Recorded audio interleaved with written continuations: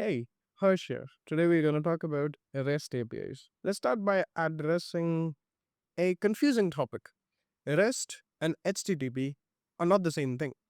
REST, which stands for Representational State Transfer, is an architectural style introduced by Dr. Roy way back in year 2000. It's a set of architectural constraints, not a rigid protocol. You can absolutely build a terrible non RESTful API using HTTP. The core philosophy of REST is about decoupling. Imagine you are at a restaurant. You don't walk into the kitchen, grab a pan, and start cooking. You look at a menu, tell the waiter what you want, and the kitchen prepares it. In this analogy, the menu is the API, you are the client application, and kitchen is the server. You don't care if the chef is using a gas stove or an induction one, just like a mobile app shouldn't care if your backend is using Postgres or Mongo. When you ask for a user resource, the server sends you a JSON snapshot of that user's state at that exact moment. This decoupling is the magic that allows front end and back end to work entirely independently. To call your API truly RESTful, it must adhere to six specific architectural constraints. First is client server separation, meaning UI and data storage evolve independently. Second is arguably the most important for scale, it is statelessness. Every single request from a client must contain absolutely all the information the server needs to fulfill it. The server remembers nothing about your previous requests, no sessions, no server side state. Why? Because if the server doesn't have to remember you, any server in a massive cluster can handle your next request, making load balancing an easier task. Third is cacheability. Responses must explicitly declare if they can be cached, which drastically cuts down the server's load and latency. Fourth is a layered system. Your client shouldn't know if it's talking to the actual database server or just an intermediary proxy or CDN. Fifth is an uniform interface, which standardizes how resources are identified and manipulated. And finally, code on demand, an optional constraint where servers can send executable scripts to the client, though this is rarely used in modern JSON APIs. If you break these rules, particularly the statelessness one, you're building a distributed monolith, not particularly a REST API. One of the most common mistakes, what I see, is just naming the API is wrong. Your URLs should only contain nouns, technically. Think of an endpoint as an digital filing cabinet. You wouldn't label a drawer get invoices, you just label it invoices. Instead of creating endpoints like slash get all customers or slash delete customer, you should rely on HTTP method to define the action. The URL defines the target. The HTTP method defines the action. Also, always use plural nouns for your collections. Using slash users instead of slash user makes it crystal clear that we are dealing with a collection of data. If I want one user, I ask the collection for the item 123 by calling slash users slash 123. This provides a predictable, uniform contract. By standardizing on plural nouns, you eliminate guesswork for developers consuming your APIs, making the integration experience a little smoother. And now, since we have stripped these verbs out of our URLs, we have to rely heavily on HTTP methods to express what we want to do. Get, post, and delete are usually well understood, but let's talk about idempotency. An operation is idempotent if it is doing once, if doing it once has the same effect on the server's state as doing it 100 times. A GET request is idempotent, fetching a user doesn't alter the database. A delete is idempotent. If you delete user 42, they are gone. If you send that delete request again, the user is still gone. Post is not idempotent. Sending the same post request 10 times creates 10 new users. But the biggest point of confusion is put versus patch. Put is for a full resource replacement. If you use put, you must send the entire object. If you leave a field out of a put request, the server should set it to null. If you only want to update a single field, like changing an email address, you must use patch. Think of put as replacing an entire car, and patch is just getting your tires changed. So in this case, put is idempotent in nature, and patch is not inherently idempotent. Status codes are now the universal language of web. They are the very first signal a client gets before they even pass the JSON body. Now, one of the most frustrating anti patterns is just returning 200 for everything. 200 OK status when an error occurred simply because server successfully caught the exception. It is incredibly confusing when you are getting 200 and the actual payload is saying error user not found.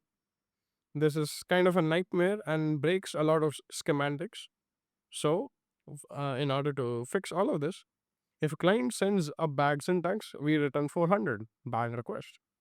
If they lack authentication, return 401 unauthorized. If they send a valid payload but the business logic rejects it, like booking a return flight before the departure date, 422 unprocessable entity. And when you successfully create a resource with a post request, don't return 200, return 201 created along with a location header pointing to the new resource. A status code gives you the category of failure, but developers need actionable data to actually fix the issue. You should design a standardized error payload format and use it universally across every endpoint in your application. I recommend looking into RFC 7807, the problem details standard for HTTP APIs. At a minimum, your error object should include a machine readable error type or code, a human readable message, the specific field that failed the validation, and ideally a URL linking to your documentation. If a user forgets an email, don't just return invalid input, return exactly which field was missing. But a massive security warning is never ever expose your database connection hits, internal service names, or raw stack traces in your production API errors. Verbose errors can give attackers like a map to your entire backend. So don't do that. And give the client exactly what they need to fix their request and log the messy stack traces securely on your servers. Returning massive datasets in a single API response is a surefire way to kill your server performance and eat up a lot of client bandwidth. You must implement a lot of robust pagination, filtering, and sorting ever since you start designing APIs. Use query parameter for all of these. For filtering, it's as simple as slash products question mark status equal to active. For sorting, you can use a minus sign for descending order, like question mark sort equal to minus price. Now let's talk about pagination. The standard approach is offset based pagination using limit and offset. It's easy to build, but it has one flaw on massive datasets. Database offsets become incredibly slow because the database still has to scan all the script rows. Plus, if the data is added or deleted while the user is paging, they might see duplicates or missed items. For large, fast moving datasets like a social media field, you need a cursor based pagination. You need to return a unique token or cursor pointing to the last item, and the client sends that back to the next batch. It's a lot more performant and reliable. The moment you push an API too broad, people will build applications depending on its exact structure. If you change a field name or delete an endpoint, you will break their apps in production. To fix this, you must use API versioning. There are three major ways to do this: in the URI, in header, or as a query parameter. Some argue that putting the version in URI breaks the REST rules because the URI should only represent the resource. They argue you should use custom headers. But normally speaking, URI versioning like slash API slash v1 slash users is far more pragmatic and widely adopted approach. It's explicit, it's incredibly easy for developers to see which version they are hitting, and you can easily test it in browser without setting custom headers. Remember, you don't need a new version every time you add a new feature. You only bump the version for breaking changes, like removing a field or altering a core data structure. Plan a generous depreciation schedule for older versions to give people time to migrate. Security is not a feature you just add it to the end of a project. First and foremost, SSL slash TLS encryption is kind of mandatory. HTTPS must be used everywhere and there are no exceptions to it. Without it, access tokens and sensitive payloads are just sent in plain text. Next, you need a robust authentication and authorization strategies. Authentication proves who the client is, typically using stateless JSON web tokens or JWTs. You pass this token in the authorization header. Authorization dictates what authenticated user is allowed to do. We enforce this using role based access control or OAuth 2.0. Finally, you must protect your infrastructure with rate limiting and throttling. If user hammers your API, return 429 too many requests status code. A great practice is to include headers like X rate limit remaining, and retry after. So the client application knows exactly how many requests they have left and how many seconds they have to wait before trying again. If your API is getting heavily utilized, you need to optimize for performance as well. The easiest thing to do is HTTP caching. By utilizing cache control header, you can tell the client and immediate recipients how long they can hold to the response. For dynamic data, use ETags. An ETag is a checksum or hash of a resource's state. The client sends this hash back in an if none match header. If the data hasn't changed, the server just responds with a tiny 304 not modified status code, sending zero data in the body. And this reduces the database load and network bandwidth massively. Speaking of bandwidth, always compress your responses using gzip, for example. Simply enabling gzip can reduce a JSON payload size by around 50-ish%. Finally, allow field section. If if a mobile app only needs user's ID and name, let them append fields like question mark fields equal to ID comma name. Don't enforce them to download a massive user profile object when they only need two strings. The best architecture that we have developed for the API is completely useless if no one knows how to use it. Developer experience or DX is super critical. Your API is a product and documentation is its UI. You should never be writing API docs by hand in a wiki. Instead, use OpenAPI specification, formerly known as Swagger. OpenAPI allows you to define your endpoints, request parameters, response schemas, and authentication requirements in a standard YAML or JSON format.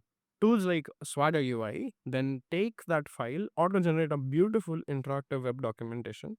Developers can just click, try it out, input parameters, and see the live JSON response right in their browser without writing a single line of code. Furthermore, using OpenAPI enables contract first development. You define the spec, and then both your front end team and your back end team can work in parallel, even generating client SDKs automatically. Great documentation drastically cuts down this integration time and eliminates a lot of Slack messages. Hey, if this video helped you understand this topic, don't forget to like and subscribe. You can also drop your suggestions down in the comments about the improvements and the topics you would like me to cover next. Till then, thanks for watching, and I will see you in the next one. Peace.